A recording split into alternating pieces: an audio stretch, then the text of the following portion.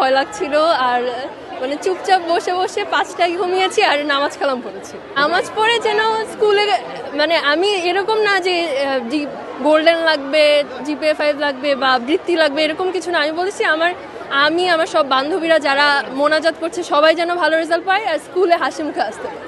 এখন এসেছি, অনেক খুশি আছি। জীবনে লক্ষ্য হলো আমি আসলে লয়ার হতে চাই।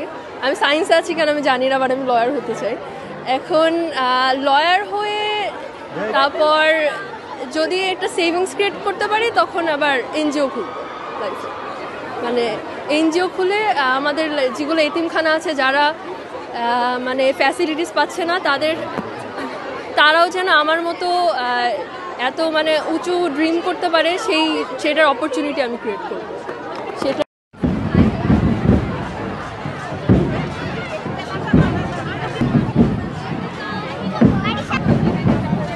গুড স্টোরি অ্যাকচুয়ালি কেউ জানে না বলতে মা তো সবই জানে। মানে আমার মাকে কিছু না বলতে বলতে আমার পেটের মধ্যে গুরু করে। বাট গুড স্টোরি অ্যাচিভমেন্টগুলো মানে প্রি টেস্ট পর্যন্ত আমাদের ব্যাচের কেউ জিপিএ 5 পায় নাই।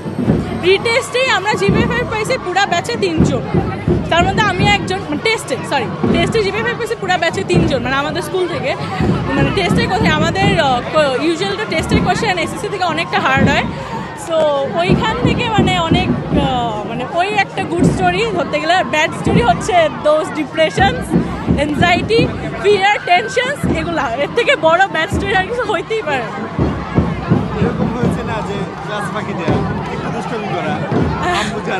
সত্যি কথা বলতে আমি মানে অ্যাজ আ ব্যাচ হোল্ডার আমি কখনো ওইভাবে ফাঁকি দিতে পারি নাই, বিকজ আমার কাছে অনেক বড় একটা দায়িত্ব ছিল, পুরো স্কুলের দায়িত্ব, যেহেতু আমরা ব্যাচ হোল্ডার।